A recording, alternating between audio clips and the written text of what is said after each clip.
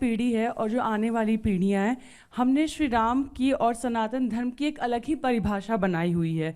आजकल वो जय श्री राम सुन के और मूवीज़ वगैरह देख के, तो आपसे मैं जानना चाहूँगी कि हमारे लिए कौन सा सही तरीका होगा जिससे हम प्रभु राम को जान पाए, जो प्रभु श्री राम है। आपने बात कही वो सही बात है। मूवीज में एक इमेज बनी हुई है कि टीका लगाए, कंठी माला पहने और धोती कुर्ता पहने व्यक्ति विलेन ही होगा, ये तय मान लीजिएगा। और इतना ही नहीं, धर्माचार्य तो धूर्त होगा। इतना ही नहीं, प्रोफेसर मजाक का पार्ट होगा। पढ़ने लिखने वाला छात्र बेवकूफ होगा, वो चतुर महालिंगम होगा। और क्लास बंक करने वाला इंटेलिजेंट होगा। पॉकेट मारने वाला व्यक्ति जो होगा वो तो उदार होगा, क्योंकि वो चोरी करके बांट रहा होगा। ठीक। और जो बिजनेसमैन है या जो नौकरी कर रहा, वो बेवकूफ टाइप का दिखाया जाएगा, वो जिंदगी की दौड़ में पिछड़ता दिखाया जाएगा। अरे बहुत सारी चीजें दिमाग में भरी गई हैं फिल्मों में। ये बताइए, ये फौजी के डिसिप्लिन का मजाक उड़ेगा। हर हिंदी फिल्म में साउथ इंडियन मजाक का पार्ट होगा। हम लोग के जन्म के आसपास के जमाने की फिल्म वो कौन सी थी, पड़ोसन, मास्टर पिल्लई, एक चतुरनार करके सिंगार, वो भी मजाक के पार्ट होंगे। और अभी इधर कौन सी फिल्म थी, इसमें खजाना खोजने के लिए जाते हैं, जिसमें वो कहता है कि गोवा तक पहुंचने के लिए कितना टाइम लगेगा। उसने कहा जब तक नाम बताऊंगा तो बता देगा, श्रीनिवास, वेंकटेश, फलाना, अय्यर। उसका ही मजाक। भाई ये क्या है, उत्तर दक्षिण में लड़ाना है। हर फिल्म में सरदार मजाक का पार्ट होगा। बहुत बड़ा षड्यंत्र था ये, एक लेफ्टिस्ट एजेंडा था। और इसमें मैं ये नहीं कह रहा हूं कि इस फिल्म वालों ने जान के किया है, वो तो बेचारे खुद भी नहीं जानते। उनका माइंडसेट ऐसा कि उसके टूल बन गए। तो नई पीढ़ी ने तो बहुत कुछ ऐसा ही देखा है और ये बड़े करीने से उसके दिमाग में बैठा दिया गया है। अरे भाई हम लोग भी बच्चे थे तो ऐसी बात रहती थी, बाबा आ जाएगा, झोली बाबा पकड़ के ले जाएगा, तो मतलब वो दाढ़ी वाला बाबा ही झोली होगा। और मैं किसी के प्रति अवमानना नहीं करना चाहता, मगर एक बात बताइए, कभी किसी मौलवी को नेगेटिव रोल में दिखाया गया हो तो बताइए। इवन आतंकवाद वाली फिल्मों में भी उसको कैरेक्टर रोल में दिखाया जाएगा। ये सोचने की बात है।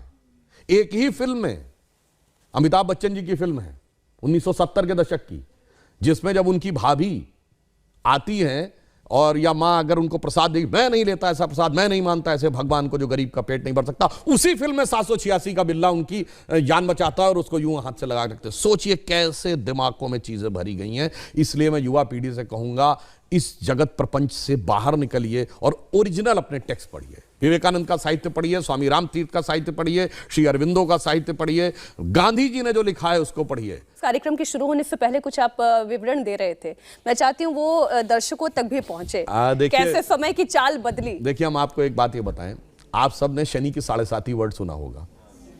ये 7.5 का मतलब क्या होता है? शनि एक राशि पे 2.5 साल रहता है और वो इतना शक्तिशाली, जिसे ढैया कहते हैं आप, एक उसकी इतना शक्तिशाली होता है कि एक राशि आगे और एक राशि पीछे तक इंपैक्ट रखता है। यानी कोई बहुत पावरफुल है तो उसका इंपैक्ट एक स्टेप आगे एक स्टेप पीछे, तो 2.5, 2.5, 2.5, 7.5। तो कहते हैं ना, पहली ढैया, दूसरी ढैया, तीसरी ढैया। 12 राशियां हैं तो टोटल कितना हुआ? 12 × 2.5, 30 ईयर्स। तो शनि का रोटेशन साइकिल 30 ईयर्स है। भगवान राम के भी तो 7.5 लगी थी, कहा था तो बन गए थे। तो 2.5 साल मतलब 30 साल का रोटेशन साइकिल शनि का है। ये तो हमें हजारों साल से पता था, इनको कब पता चला? अभी 100-200 साल पहले। और ये बताते हमको, यार हम साइंटिफिक थे, तुम नहीं थे। मेरे भाई, तुमने तो कहा सूर्य पृथ्वी के चारों ओर घूमता है। और मजे की बात जानते क्या है? गैलीलियो ने कहा 1633 में कि सूर्य पृथ्वी के चारों ओर घूमता है। यह गलत है, पृथ्वी सूर्य के चारों ओर घूमती है। तो उसको कह दिया गया कि तुम्हारी मौत की सजा दे दी जाएगी। उसने माफी मांगी, उसको अपराधी चर्च का घोषित किया गया, चर्च का अपराधी।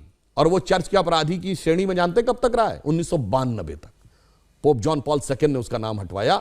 वरना जिस जमाने में स्पेस पे सैटेलाइट पहुंच गया, आदमी 69 में चांद पहुंच गया, और तब तक वो इस बात के लिए दोषी था। मगर कोई नहीं कहता उनसे कि आपके धर्म में कोई आपत्तिजनक बात लिखी हुई है, इसे हटाने की आवश्यकता है। मगर जहां सबसे साइंटिफिक बातें लिखी हैं, वहां पे लोग कहते हैं कि इसमें हटाने की आवश्यकता, उसको हटा। इस षड्यंत्र को समझना चाहिए।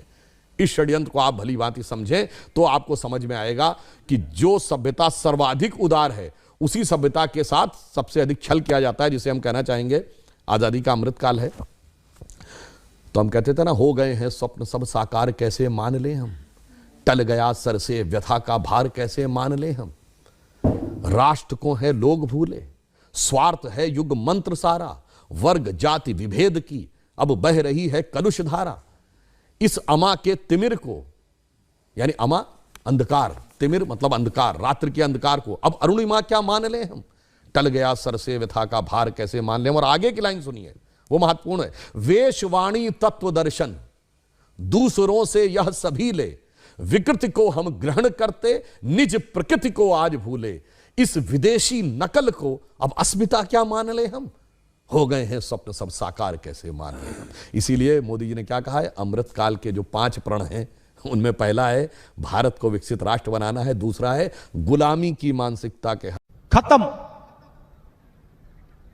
Bye bye tata good bye गया।